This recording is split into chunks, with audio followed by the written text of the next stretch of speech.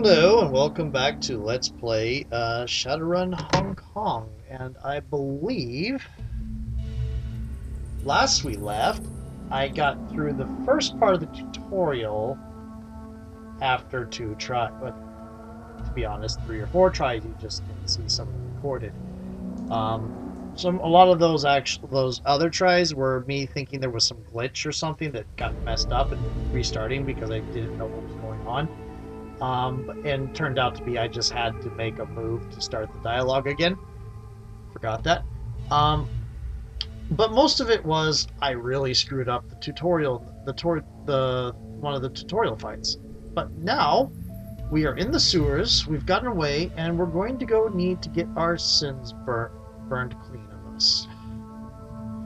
You're about to continue to leave this location and enter the subway system. Continue. Confirm. And my timer is really close to my microphone. That's probably not the best place for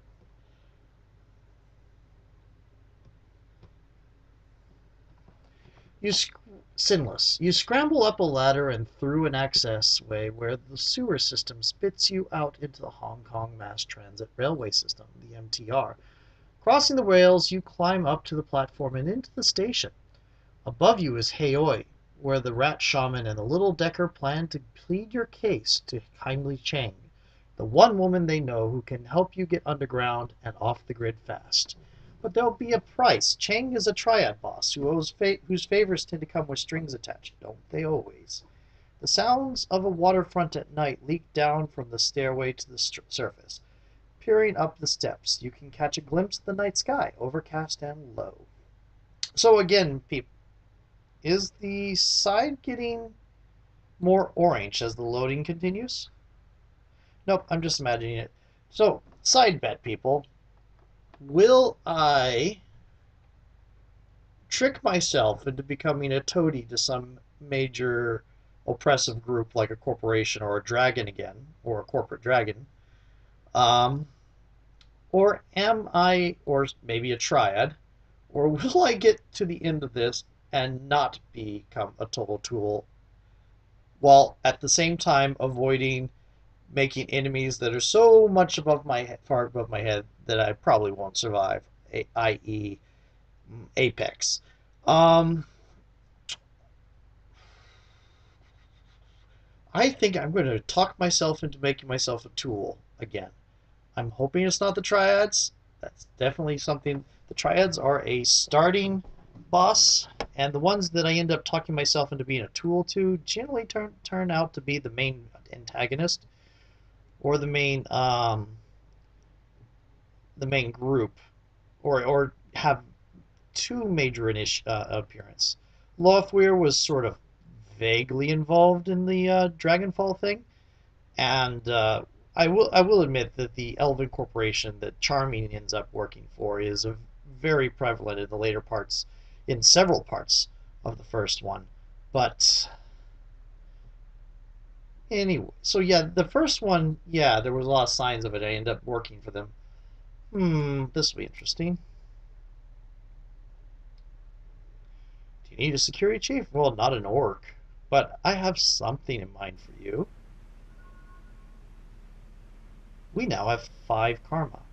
The sewers deposit you into a series of mechanical access ways that eventually link to a system of railway tunnels. Gobbet leads you through 5 or 6 magnetically sealed doors across several sets of electrified tracks until she indicates you've reached your destination. She holds up her hand, indicating the surrounding platform. This is the MTR station for Heoi. Once you go up those stairs, you'll be in our neighborhood. Kindly Cheng runs her operation out of a mahjong parlor called the Swift Winds. Rue rips off his goggles. There's an APB out on us. How do you expect us to get to this Swift Winds place without taking a bullet? Heoi is well known as a protected area. Kindly Cheng sees that. It's a shadow community. Smugglers, hijackers, black marketeers. You get the idea. Cops tend to give the place a wide berth. Isabel gives a shallow nod. Her gaze remains planted on the floor. Police cameras don't last long here. Between the smog and the cloud cover, we shouldn't have to worry about drone surveillance either. The HKPF won't find you, not if you follow our lead. Gobbet widens her stance, puts her hands on her hips. Now, here's how this is going to work. You can't get an audience with Cheng until we secure you an invitation. So me and Iz will go out ahead and pay our respects. Then we'll request that she see you, politely. And how do we get that? An invitation. The rat shaman smirks. We'll kiss her ass until it shines. That's about the size of it. One more thing. Kylie Cheng is a dangerous woman. She may seem friendly, but don't let your guard drop. Whatever you do, do not disrespect her. I've dealt with dangerous people all my life. I know how to behave myself. Got it. I've been playing Noelle here, and I still can't believe I went with that name. I've been playing Noelle here as a little bit monosyllabic. I'm not playing her as stupid. I mean, her intelligence is 2, which is average. But anyway, I've got a big glare, so give me a moment. I'm going to pause my timer and pause the recording and be right back. Glare sorted. Okay, my voice hasn't come back yet, has it? Get sick with a sore throat now, and my voice stays bad for a long time afterwards. One of the other teachers noted it's because I'm a teacher and we talk a lot when we're working, so it never gets a chance to heal. But oh well. Anyway, got it. That's it. We'll go on ahead and smooth the way. Just give us a few minutes head start, and don't talk to anyone. Why shouldn't we talk to someone? I said the place was protected, not you're protected. She rolls her eyes and lets out a little grunt. Isabel fiddles with her deck. No one knows you here, and outsiders aren't welcome in Heoi. Gobbet eyes moving up and down. Plus your friend here radiates cop. Cops are even less welcome than outsiders. Then she looks your way. But you're not exactly ordinary, are you? I can blend in when I need to. Not in our neighborhood, Seattle. She smiles for the first time. If people see us strolling through town together with no prior explanation, we might not make it to the mahjong parlor at all. I get it. That's good. You catch on real quick. We need your sins burned as badly as you do, and we need to figure out a way out of this shit. We're all dead. See you at the mahjong parlor.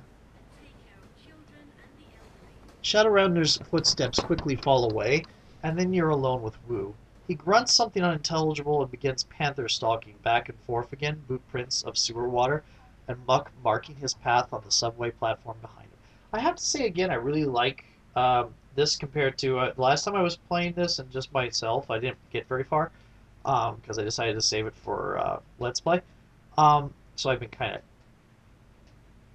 really egging for this game to be playing it, but because I've had it for a few years now. Anyway, last time I did, I was playing Gobbet with a more serious and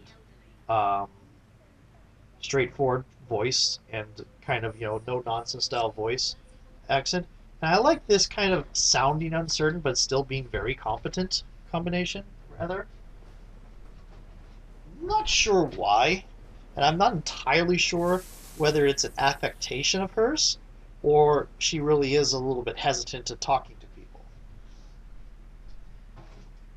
I think it's a bit of a mix because obviously she wasn't the one doing the talking because she's not used to dealing with the fixers. That was what the troll did. That was, forget what they called him because it's been a little bit since I played the other videos. But anyway, on to this. Minutes pass. Wu stops his pacing and runs both hands over his face, groaning a sound of anxiety and disgust.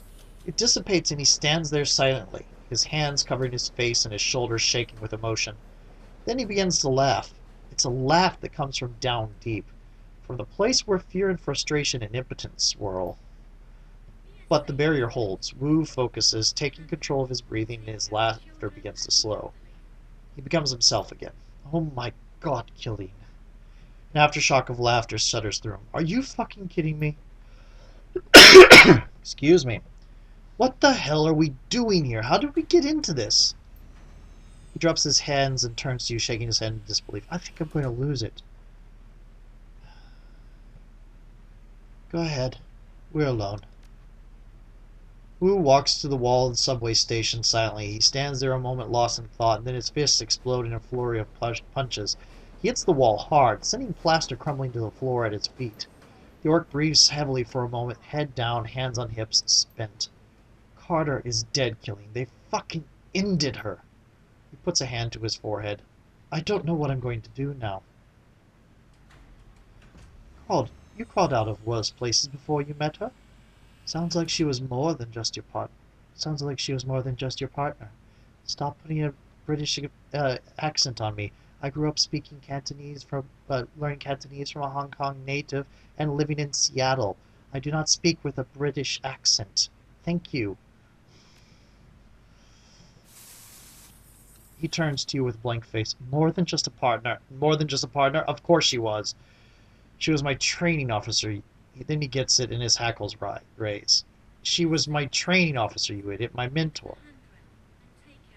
It looks like you two were close. I don't know a Northwestern American accent. I can't tell it apart, really. So I'm not going to try. If you see my Let's Plays, you know I'm horrible at accents. Anyway, so, I hate the fact that it shouldn't be an accents are wonderful, interesting things to hear. I love listening to different accents. I love listening to the different ways people pronounce things. It's amazing. It does wonderful, humorous things with the language as well. And some accents in general are very pretty. Very pretty. All of them. For the most part. Carter was my partner. She had my back. Do you get how important that is? What it means to lose that? When you're out there on the streets facing down a food riot, you need to know someone's looking out for you. That you're standing next to someone you can depend on. That was Carter. His shoulders slump and he exhales heavily. And she was like my compass, my anchor, or some such shit. She kept me, I don't know, sane? I don't want this one. It's very dismissive. You're sane, Duncan. This is shock and grief. I like playing her as very detached, because I know a little bit about her backstory. Not too much. I could go, sounds like a good woman. I could do this. I do not like this one for her. So I don't know. I could just flip a coin. I'll go with this. I'll compliment Carter. She did seem like a good woman. Sounds like a good woman. Don't patronize me, Killeen. He steps back, sucking in a breath. Screw it. Whatever she was, I'm throwing her down the memory hole. You know why? Because it doesn't matter now. Because we're going to burn our sins, Killeen. Jesus Christ, do you get what that means? The moment we do that, we're dead. To all the world, we're dead. We're wiped clean. He counts it off on his fingers. Raymond, the house we grew up in, my career, Carter, all gone, no home, no money, no identity, nothing. We'll be nobody. Put on your big boy pants, help me. No. I'm going to find a way out of this. No. We were street kids, Duncan. We're used to being nobody. Just chill. Chill? Who the fuck are you to tell me to chill after what just happened? And you aren't losing what I'm about to lose either. Our paths went in different directions a long time ago. Wu's neck cranes forward, his lower jaw thrust out ahead of him. You left me behind, goddammit. You left me behind. You left me behind. Memories flash bright. Suddenly you're back 8 years ago on the street outside of Raymond's house. Just you and Wu in the middle of the night. Oh, okay. This will be it. I forgot about this flashback.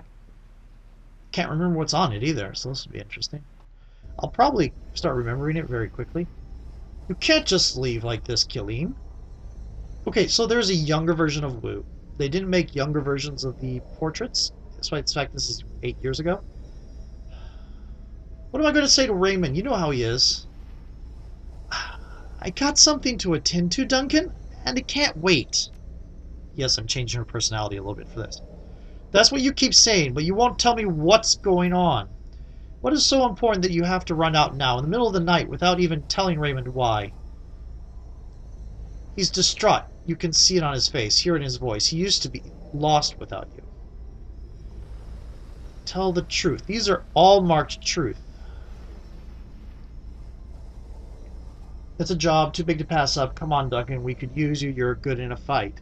Some people mess with me and I don't intend on letting them get away with it. Could use your help. I need to see a big guy about a deal. The big, good kind, the big kind. This is one I'm probably going to go with. Sorry, Duncan. I can't talk about it. I would if I could. I'm going to do this one. I've got a friend in a bind, Duncan. That's all I can say about it. I have to go help. His eyes widened.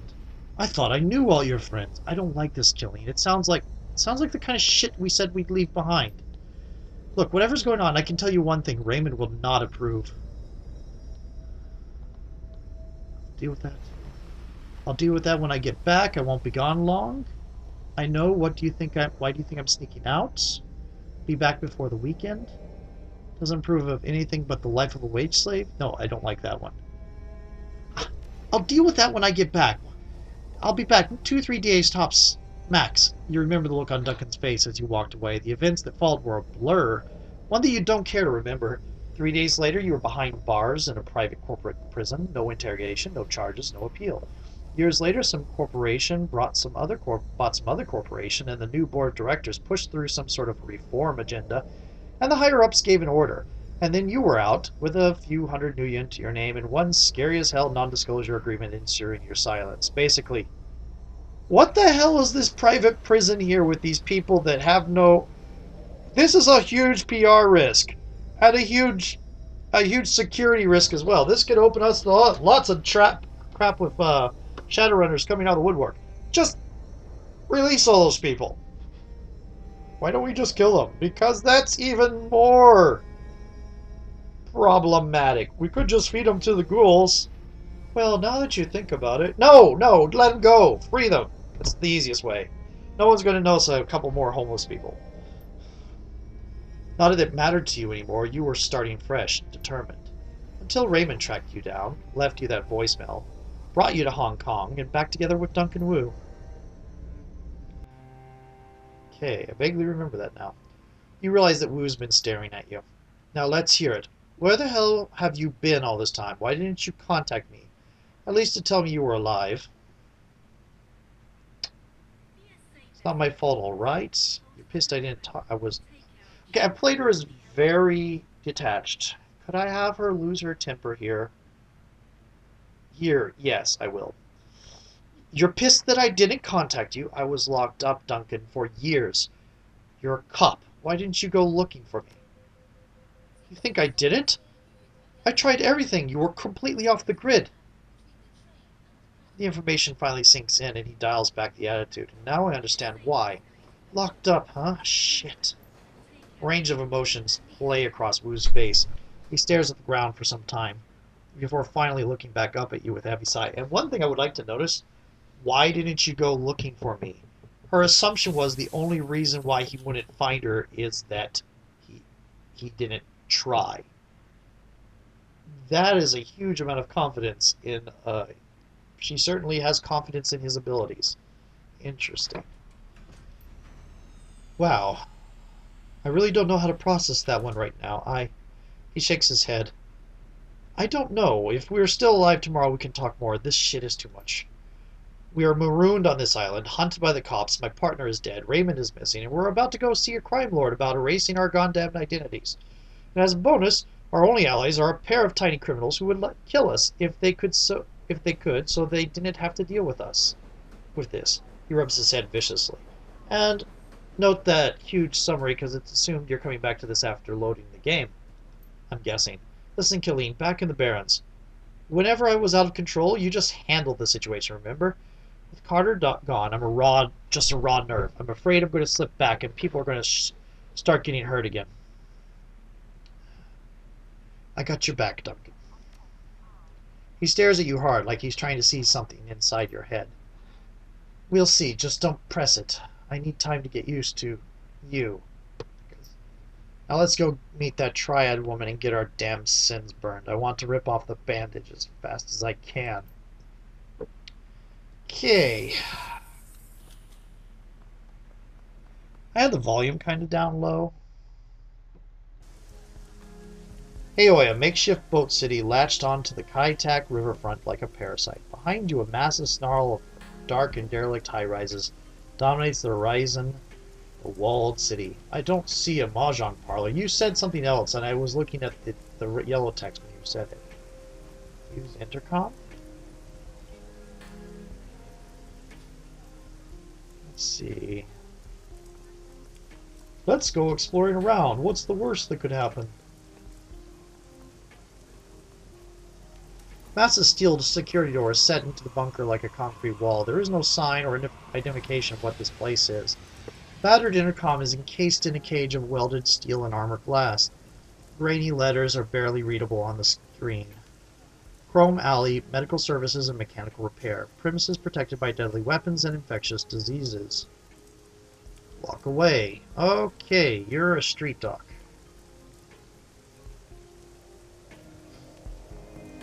This is the early stages of an RPG where you're exploring on everything. Getting the lay of the land. Triad Guard. Frederick Kaffai.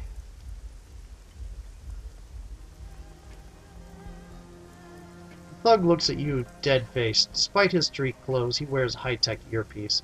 The entrance to the walled city is closed to foreigners. Interesting. Can't talk to that person. Let's talk to Frederick here. That's close enough, friend. The club is members only. Members and invites only. I suggest you move along. That kitty has a cyber eye. Gotcha. Okay, so that's a club. There's a lot of exposition this stage. I like the style of these games, with the story put into the texts. I mean, I like voice acting and all that, but there's this. It's pretty. This is a pretty nice setup they have here. Someone over there sitting at the dock. It's all these docks leading up to these boats. The original name has been sloppily painted over with black paint. Newer but somewhat weathered characters have been painted in bold brush strokes and read Bolt Hole.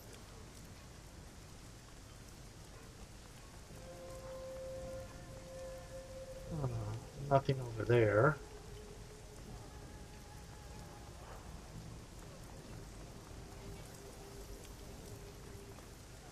Just off the docks, you spot a sea-worn man with a smile that's almost too wide for his head.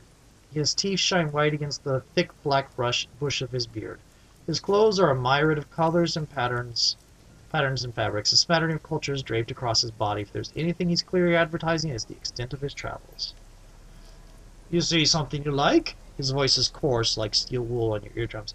Come and get it, because now's your last chance. Everything's on sale. Won't find prices like these anywhere else, my friend. Show me what you're selling. These look like stolen merchandise. Of course they do. I am a pistol person, and my timer did just go off. I am aware of that. You only have the one pistol, so we'll grab that. I'm not going to get the katana. That would be interesting, but I'm not going to, for the simple fact that these requires range combat 1. That the simple fact that what do you call it? I have cyber claws. I am not going to need it. I will. Let me see what my sell items is. 0 items to sell.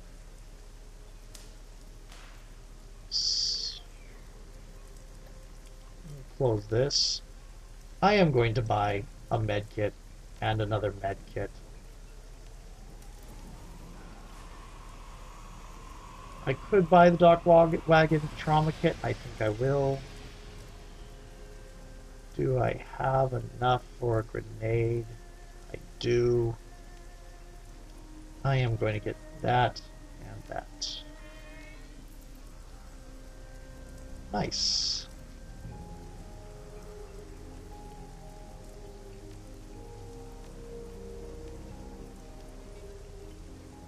No item.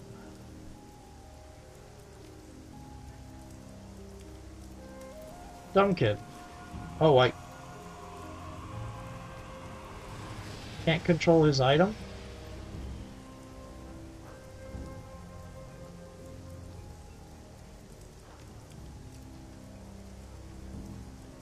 Huh. I should save. Oh, I have karma too.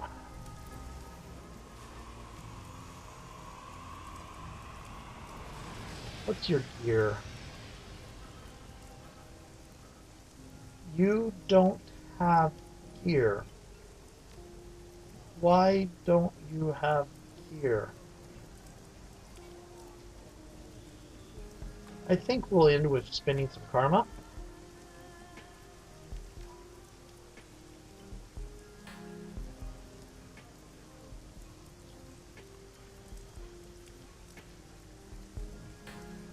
Cyber affinity.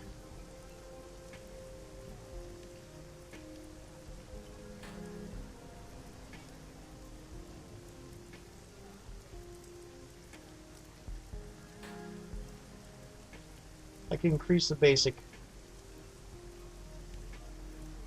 body, which is hit points. I kind of want to.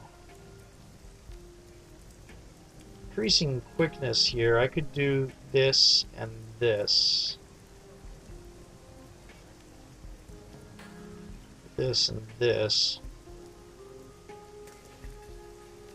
You know what?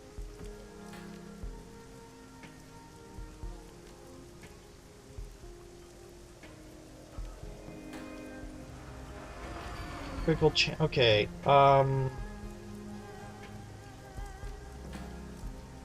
what's this? Overwatch.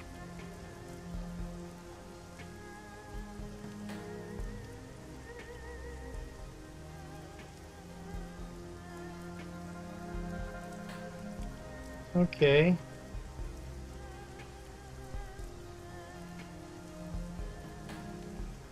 Interesting. Okay. I'm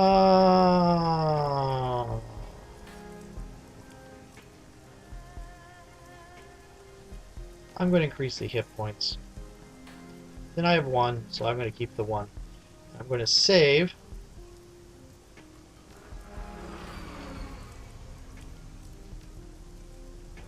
And I'm going to look at Duncan again.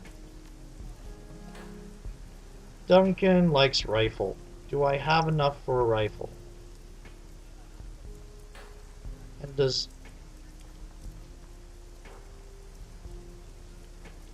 Before I go, let's see if I have enough for a rifle.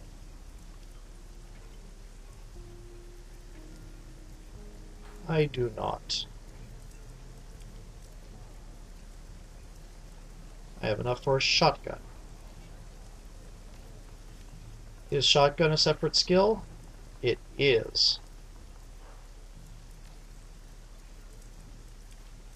Why are you... Ah, there's the place. So I'm going to come down here, I'm going to save. And I'm going to save this for later. Talk to you then. Bye.